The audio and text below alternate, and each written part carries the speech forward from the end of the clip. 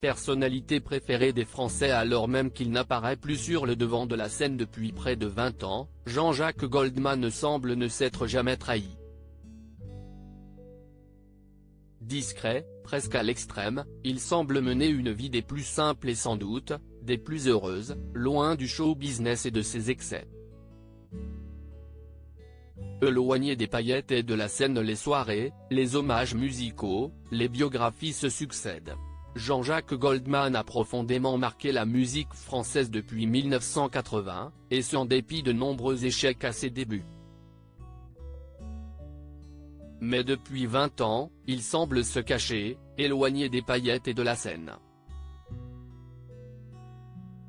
À 71 ans, l'homme n'a pas changé d'un iota, connu ou pas, célèbre ou non, il est resté le même selon les confidences de certains de ses proches au point. Il a l'intelligence d'éviter un comeback malheureux qui n'arrivera jamais, explique son ami de lycée et de musique Jean Bender, avant d'ajouter: il a toujours voulu mener une vie normale, voit ses 11 petits-enfants, se rend à tous leurs anniversaires, loue des maisons pour réunir les siens.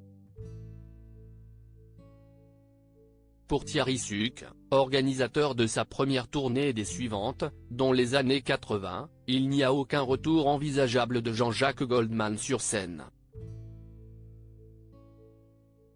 Je l'ai souvent titillé, explique-t-il, il éclate de rire. S'il avait voulu revenir, il l'aurait fait. Il pourrait remplir un stade chaque soir pendant 3 semaines, sans publicité ni nouveau disque. Mais cela ne correspond pas à son envie.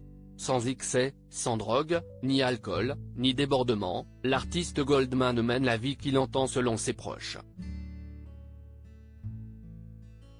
Diplômé de l'EDEC Lille, il travaille en famille avec son frère Robert. Sa discrétion, il la tient en héritage de son père Alter Moshe Goldman, immigré juif d'origine polonaise, ancien mineur arrivé en France dans l'entre-deux-guerres. C'est ce résistant qui lui répétait en effet: il faut faire attention à ne pas trop se montrer, à ne pas trop se mettre en avant. Un précepte semble-t-il appliqué à la lettre, se fondre dans la masse, est visiblement devenu le credo du chanteur-compositeur-interprète. Une vie simple et des échanges réguliers avec ses amis, être loin des spotlights, ce n'empêche pas Jean-Jacques Goldman de rester en contact avec ses amis.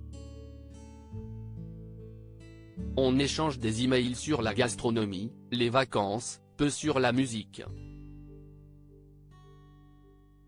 Je lui avais demandé de participer à nos tables rondes habituelles sur la musique avec Souchon et Cabrel. Tous ont refusé, se pensant hors du coup, témoigne ainsi Fred Hidalgo, créateur du mensuel Paroles et Musique, devenu un ami de l'artiste.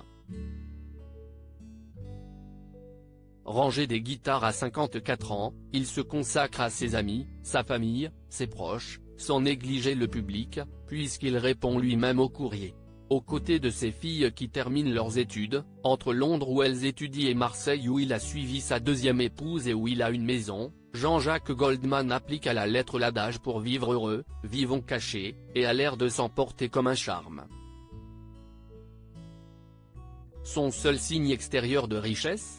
Un immeuble dans le 6e arrondissement de Paris, dont il ne profite pas directement, mais qu'il garde pour dépanner ses amis. Rien d'étonnant à ce que sa personnalité séduise.